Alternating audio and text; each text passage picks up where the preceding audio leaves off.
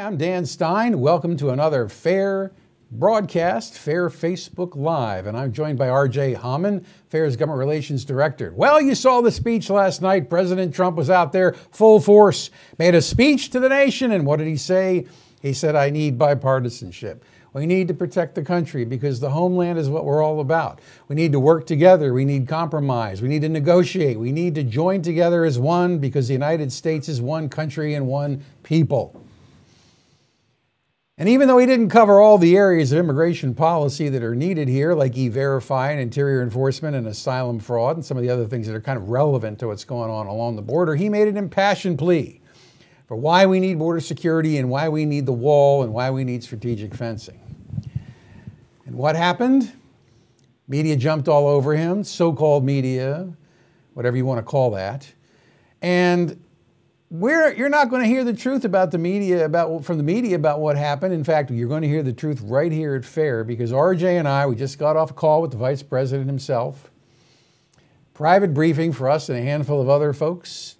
Talk about what they're planning to do. And RJ is going to take us through a short statement of why we need this wall.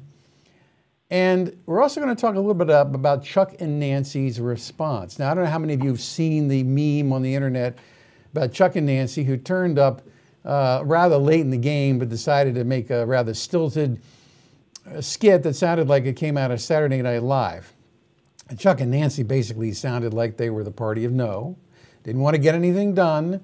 Just kind of sat there and looked very stone-faced and not a lot of personality and zero charisma. Looked like they were probably too old to even be in public office. I mean, I'm not going to sound that way, but the fact is sometimes there is something to be said for not having career politicians in office. So if you wind up with people like Alexandria Ocasio-Cortez. What's her name? Maybe you do want lifetime politicians. Anyhow, RJ and I are here to talk to you today, though, and I've got Facebook right up here now, and I'm so happy as I scroll down because one of the really important things that we do here at FAIR is both tell you what to do on a timely basis. Here you are. Need you to comment to make sure we know you're here and also ask questions. We will answer them. More importantly, we need to engage with you because we need you right now.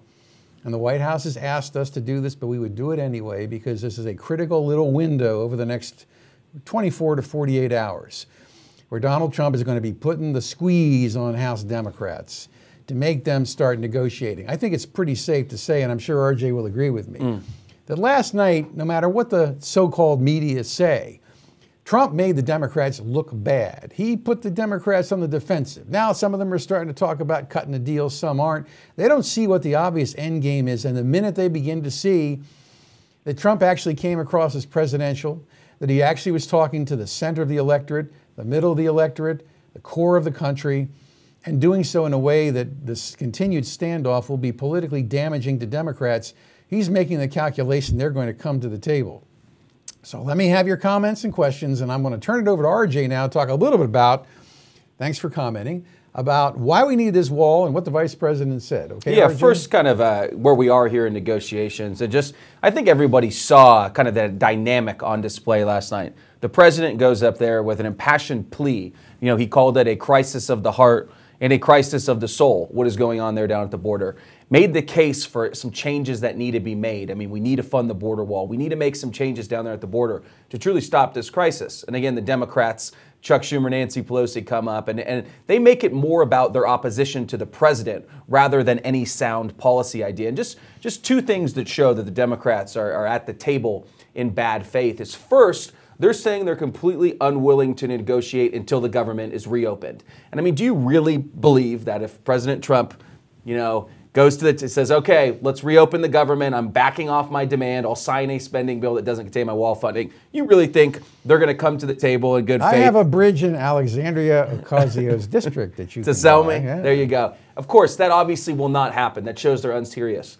And number two, they're not saying they're in favor of any actual border security proposal. All Nancy Pelosi does is speak broadly and say Democrats support border security, but they don't support walls because they're supposedly immoral. Somebody needs to ask her if she's in support of tearing down all our existing walls that we already do have. You think, hey, those are immoral? Why don't we tear those down rather than funding new walls? If that's what she really thinks.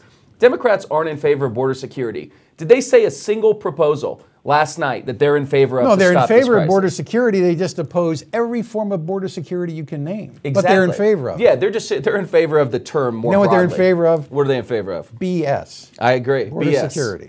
That's Democrats on border security. Thank you, Dan. But the real crisis, though, and I just want to take you guys through some numbers, some of these that the White House are putting out.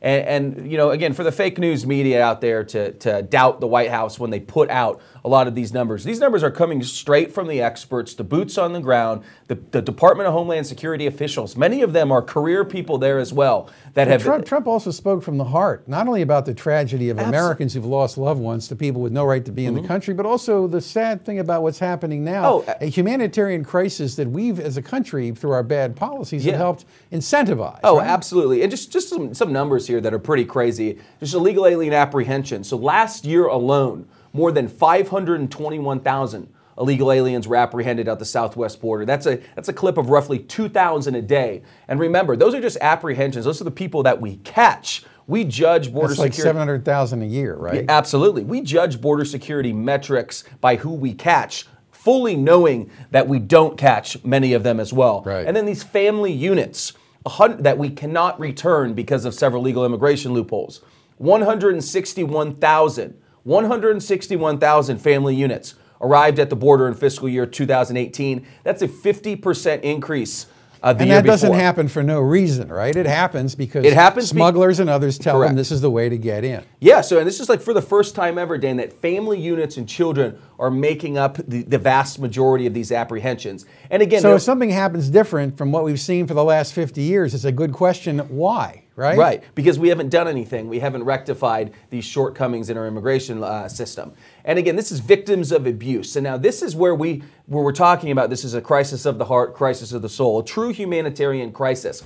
Our laws that incentivize people to come up here from Central America, exposing them to coyotes, human traffickers, transnational criminal organizations, gangs on the journey, is dangerous for these migrants. It is getting people killed and getting people hurt. How many women are being sexually abused? 70% of migrants 70% that come to the U.S. on their journey are victimized by violence at one point in the journey. And this is largely fueled by, it's a $2 billion human smuggling industry per year. As Vice President said that on the call today.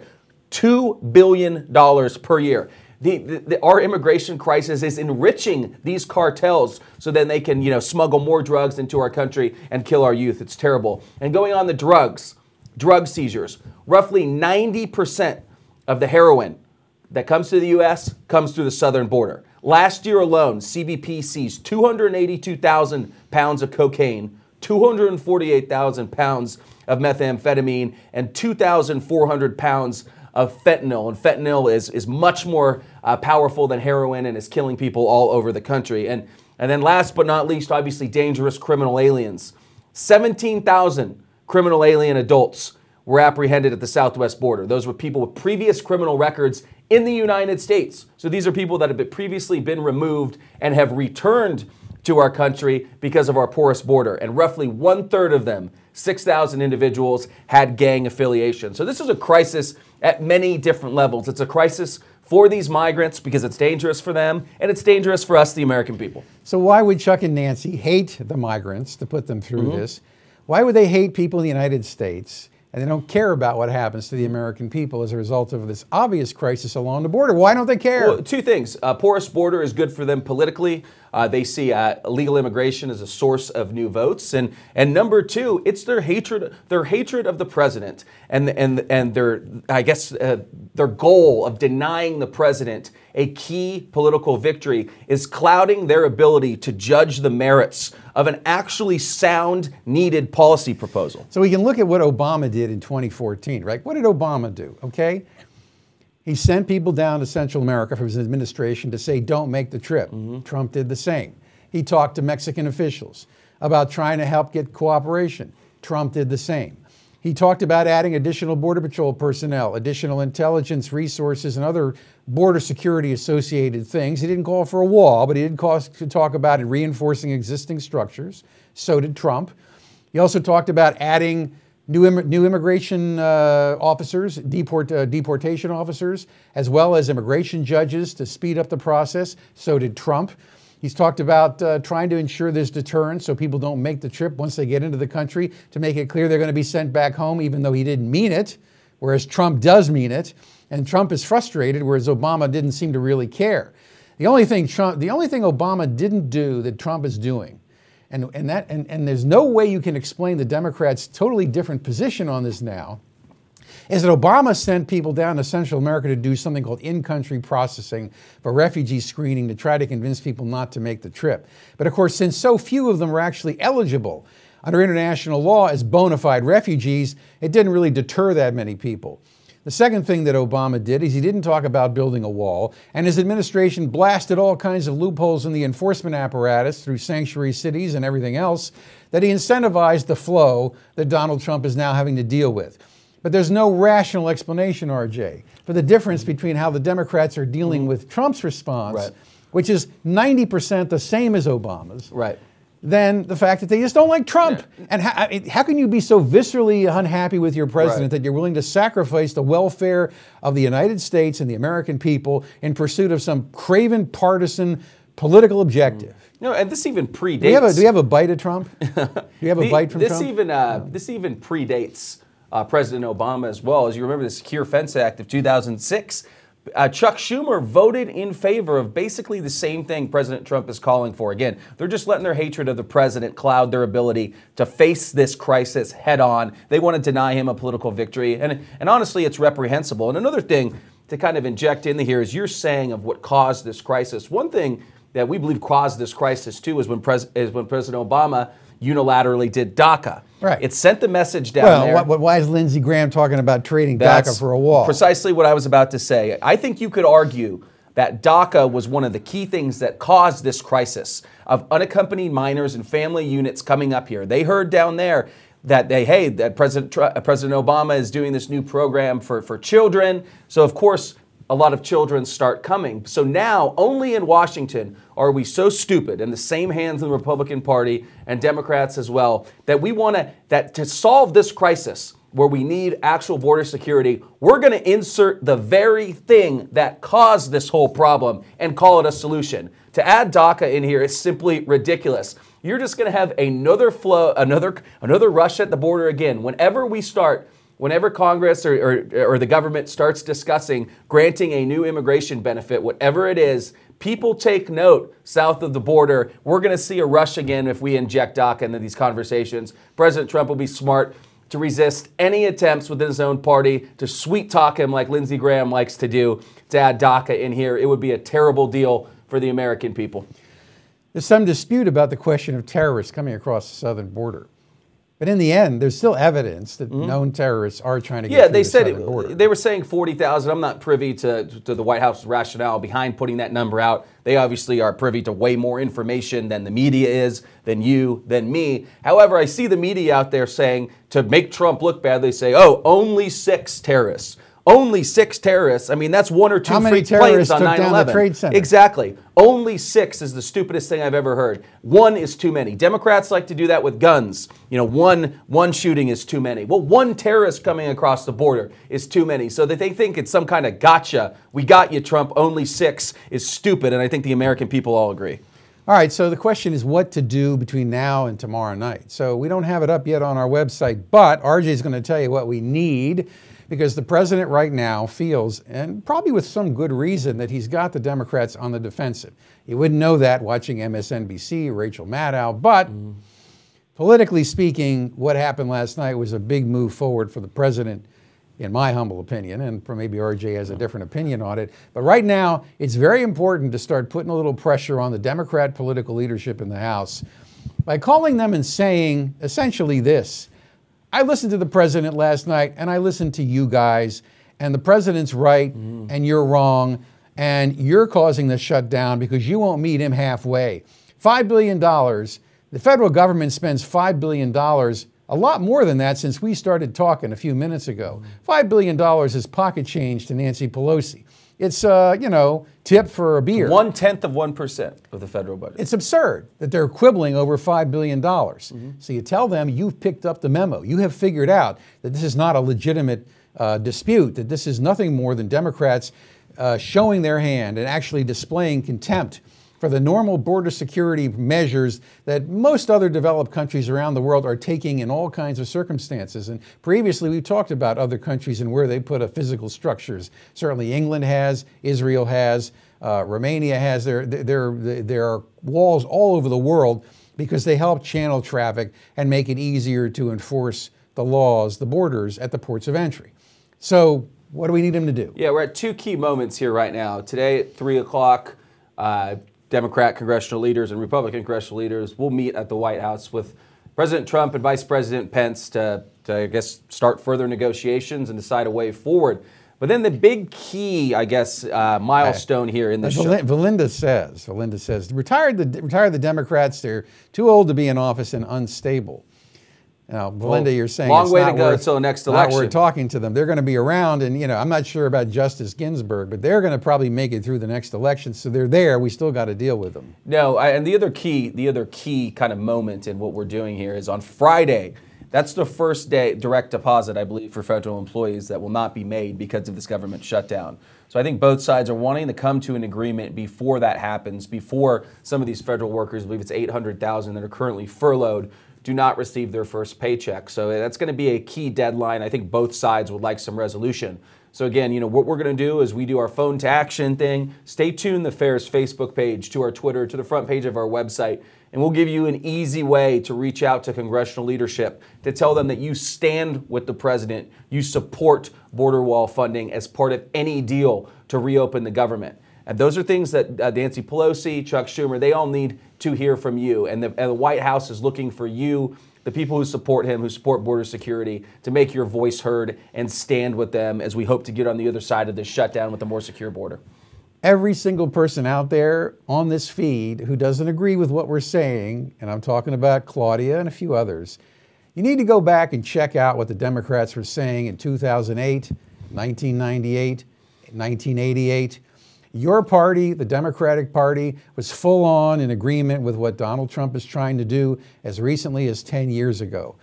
You folks who don't believe that the United States should control its borders are not only out of step with where your own party has been for the last 50 or 100 years, you're also out of step with the most clear modern thinking about the role of borders in modern nation states. No nation state around the world can protect its national security or its sovereignty or protect its people unless it controls its borders. And if controlling our southern border is somehow controversial, then the very idea of a nation state itself is controversial. And you need to talk to your party, the Democrats, about why they have radicalized their position and gone off the deep end. Because everything Donald Trump is saying now, Bill Clinton was saying in 1993, as was Harry Reid, as was Chucky Schumer. I was there. I heard it all the time. And they were in support of E-Verify and a whole lot of other measures. Since when did I not care about criminal drug syndicates, smuggling people across the border, child sex trafficking, and raping and murdering people trying to get through Mexico?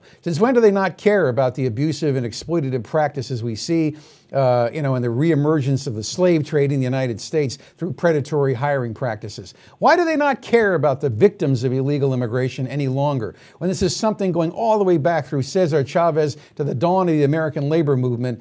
The positions of the Democratic Party are without precedent in the history of the United States of America. Today, when you see Chuck and Nancy as American Gothic, you realize the only thing consistent about their position is the history of that painting, because their ideas are as antiquated and as ineffective as anything this country has probably ever seen. And so, I got to say, I'm having a really great time, but I don't want to keep talking because RJ and I need you to call the Democratic leadership in the House. I know you don't like to do this. I know some of you get upset about it, but you got to call Democrats right now in the House. Tell them you're a Democrat, doesn't matter to me. And tell them you listened to both sides last night and you think the president is right, and the Democrats are coming across as obstructionist and not caring about the American people. That's the message. One more thing, and if you don't get our emails, go to affairus.org, our website. I think you scroll down towards the bottom. You can put that in there. You'll get an email from me and an action alert, if you will, on how you can get involved, contact leadership, and tell them that you stand with the president, you support building the wall, and you want to get on the other side of this shutdown to secure the border. Thanks for listening. Please go call, and we'll have more coming up later in the week. I'm Dan Stein, RJ Hauman, and we're coming to you live from FAIR here in Washington.